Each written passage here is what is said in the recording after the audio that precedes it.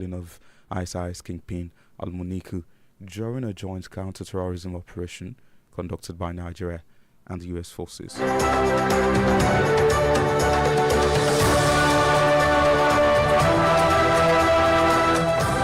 Elsewhere, the Federal High Court in Abuja has granted bail to former Kaduna State Governor Nasir El-Rufai and a sum of 100 million naira in a trial over alleged breach of national security. Justice Joyce Abdul Malik, while delivering ruling in a bail application today, imposed a series of stringent conditions El-Rufai must meet before being released on bail. The ex-governor is to provide one surety in like sum, as the court ordered that the surety must reside in either Maitama or Asokoro district of Abuja and must deposit the original certificate of occupancy of a landed property at the court's registry. Justice Abu Malik further ordered the defendant to report to the headquarters of the Department of State Services (DSS) every last Friday of the month by 10 in the morning to sign an attendance register pending the determination of the case.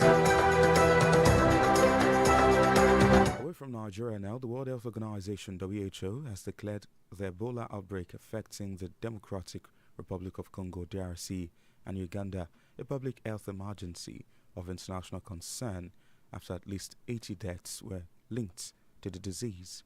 The United Nations Health Agency said the outbreak poses a high regional risk because of possible cross-border transmission, despite not currently meeting the threshold for a pandemic-level emergency. According to WHO, 80 suspected deaths, 8 laboratory-confirmed infections, and 246 suspected cases had been recorded by Saturday in Ituri province in eastern DRC. This is just as the Nigeria Center for Disease Control and Prevention, NCDC, has also said despite Nigeria not currently having any confirmed case of Ebola virus disease, it is nevertheless actively strengthening surveillance following deaths recorded in DRC and Uganda. In a similar case, a luxury liner at the center of an outbreak of hantavirus reached the Dutch port of Rotterdam today, where authorities prepared quarantine arrangements for 23 crew and 2 medical staff remaining on board. Marine tracking sites noted that the Dutch-flagged MV Ondius has been carrying around 150 passengers and crew from 23 countries when a cluster of severe respiratory illness was first reported to the World Health Organization on May 2nd. The vessel, operated by Ocean-Wide Expeditions, had been stranded off Cape Verde, its intended final destination, earlier this month, and after authorities barred passengers from going ashore due to the outbreak. WHO and the EU asked Spain to manage the evacuation at the Canary Islands, after which the ship departed for Rotterdam with a skeleton crew and 2 additional medical staff.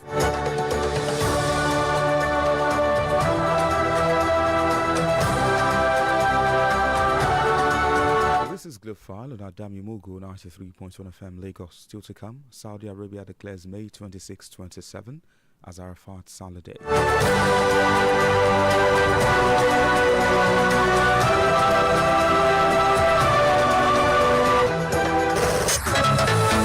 You can listen to Adami Mogo 93.1 FM from any part of the world. Download the Adami Mogo 931 FM app from Google Play Store and Radio Garden, and follow us on Adami Mogo 93.1 FM on Facebook, Twitter, and Instagram. If you have eyewitness stories or exclusive to share, contact the Adami Mogo FM newsroom via mail at newsroom@adamimogofm.com, or you can dial 070-634-03583. You can dial 090-319-69629.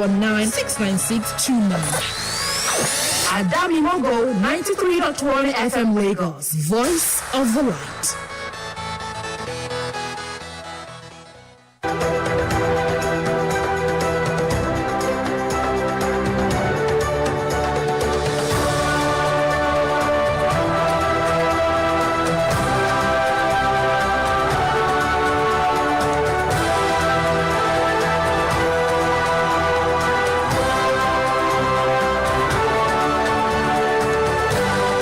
Thank you for staying with us, and now to the rest of our stories. North Korean leader Kim Jong-un has called for stronger military fortifications along the border with South Korea, describing the frontier as an unquarable fortress. Kim, who made the remarks during a meeting with commanders of army divisions and brigades across North Korea, said strengthening frontline units and other major military formations was essential to more thoroughly deterring war. He also called for changes to military training systems and wider practical drills to reflect developments in modern warfare and redefine operational concepts within North Korea's armed forces. Kim stressed the need for vigilance against the arch-enemy, a term commonly used for South Korea. In the meantime, Saudi Arabia's Supreme Court has announced that standing at Mount Arafat, which marks the climax of the annual Hajj pilgrimage, will take place on Tuesday, May 26. It also added that Eid al-Adha celebrations will hold the following day, Wednesday, May 27. This is as the nation officially declared today, May 18, as the first day of Dhul Hajj 1447, following the sighting of the crescent moon. According to a statement by the court, the crescent sighting department of the Supreme Court reached a decision after reviewing testimony submitted by witnesses regarding the sighting of the whole Hajj crescent.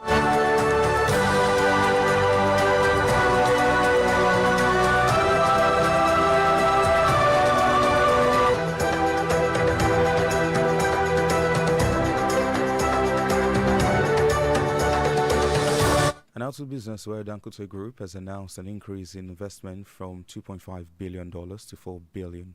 According to a statement by Dangote Group President Aliko Dangote, he received a warm welcome in Good Ethiopia, where he was hosted by Prime Minister Abiy Ahmed. Prime Minister Ahmed described the project as a strategic initiative to boost agriculture, enhance food security, and reduce import dependence.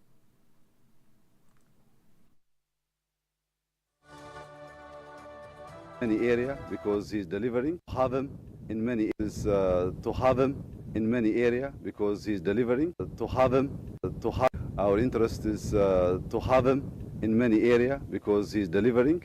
As a government, we want to support him. We want to realize our common vision. It's a win-win for both of us. I am sure Dangote will be happy and he will benefit from investing in Ethiopia. We'll also benefit from his investment in Ethiopia. We're going in a very interesting season with him. I am sure we will beat Nigeria in the near future. The statement added that the project reinforces Dangote Group's commitment to industrial development across Africa. In sports, where Jose Mourinho has reached a final agreement with Real Madrid as it prepares to leave Benfica. This was reported by football transfer expert Fabrizio Romano this morning. The 63-year-old would return to Bernabeu as the next manager ahead of the 26-27 campaign. Mourinho will sign an initial 2-year deal with an option for 1 more year. In the entertainment scene, Bulgaria's singer Dara has won the 70th edition of the Eurovision Song Contest, beating 24 other countries to take the crown of the world's biggest live televised music show. Dara, who was declared the winner, was not among the favorites ahead of the show, but gained traction during Eurovision week with her high energy and highly choreographed dancing on the floor filler, while Israel finished in second place. 27-year-old, who in a speech said she did not expect the win, secured her country's first ever victory at Eurovision Song Contest. I don't know what we're doing right now, but it's amazing. Thank you so much for all the support. This is unbelievable. I don't even know what's going on right now. But I want to thank everybody who felt the bangaranga and felt connected to the force for me. But I want to thank my husband. Dara began singing traditional Bulgarian folklore music at the age of 7 before later shifting her focus towards contemporary pop.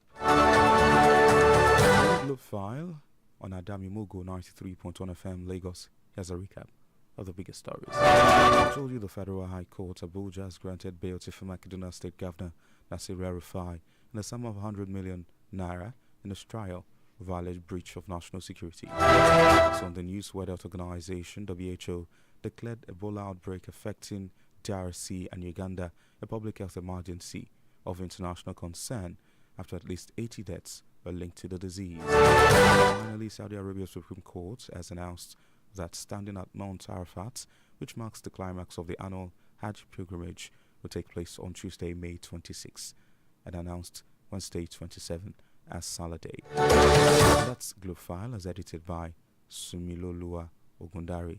Join us at 2 o'clock for the briefing on Adami Mogu 93.1 FM Lagos.